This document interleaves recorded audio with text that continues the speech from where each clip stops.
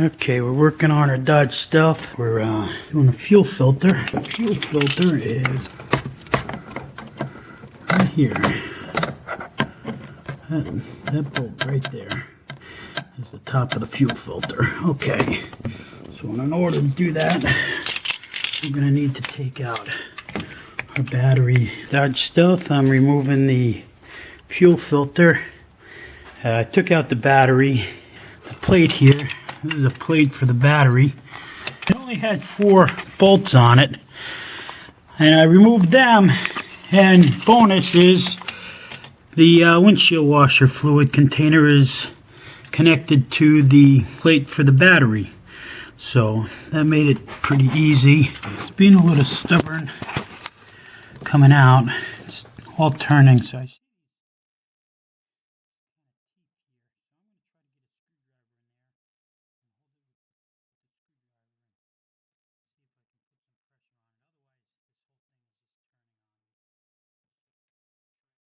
going to take the filter out.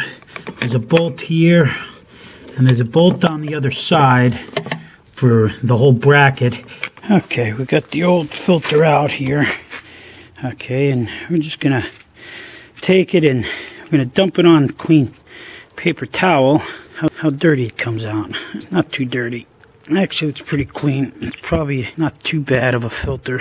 Because I just figured I might as well just replace it. Okay, we got it out. Let's put the other one in. I got the new filter here. There we go. As you can see. Okay. I guess I was having trouble getting this one bolt in right here.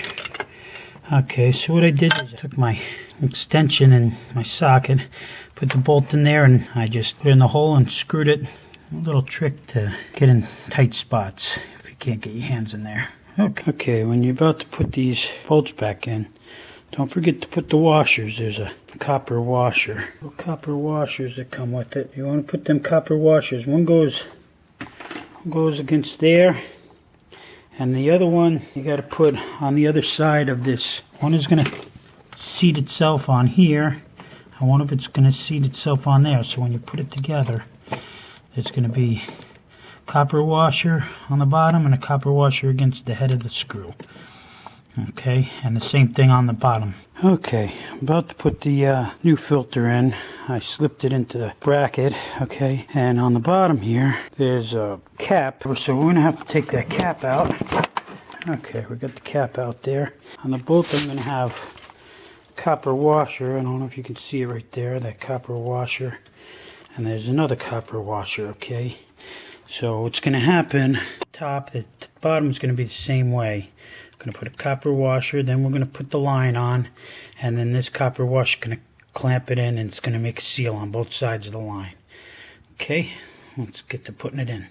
Okay, the way I got it in is I went up from underneath with the bolt, and I put the washer on the bolt, and the bolt through the hole, and then put the washer on the other side of the bolt, and I just put the filter on top of the bolt and gave it a couple of turns, and now I just got to tighten that up. And then what we'll do is I'll come up and put the bracket bolts in here and here. There's 2 bracket bolts, I'll put them in. Okay, I got it in. As far as the bottom filter goes, the bottom nut, there's the wrench going to the bottom nut there. It was a little tough. You have to, I'm glad I took the brackets off the wall there. It was easier to maneuver the filter onto the screw. And you can see I got the adjustable there holding the filter so I can get a nice torque on the bottom nut there. Torque it real nice and tight because it's a high pressure system. So torquing that up, and then I'm gonna put in the top line, and then we're gonna finish it up and put everything back together. Okay, we're gonna put the top bolt in. I got this one bracket bolt in. I left it loose because I like to have things loose right now, just so I can work things a little easier. So we're gonna put this top bolt in, and the first thing I did was put on my copper washer there, and then I'm gonna top of the line here.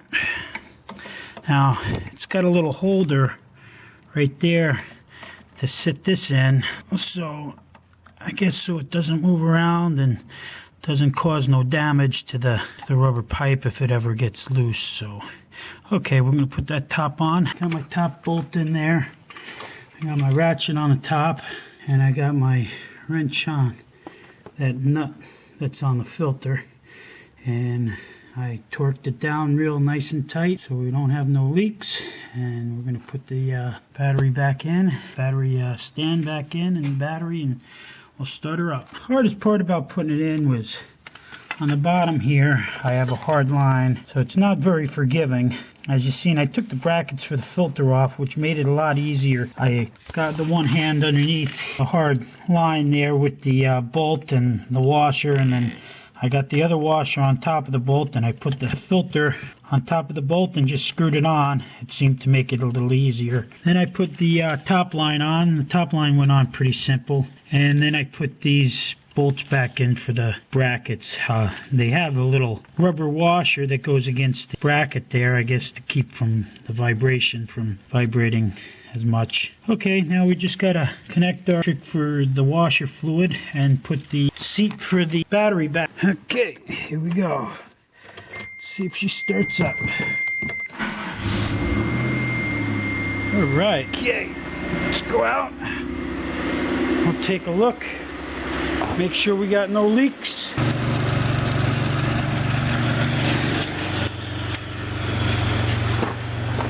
Okay, everything seems good. It's changed the fuel filter on a Dodge Stealth, or as the Mitsubishi 3000 GT.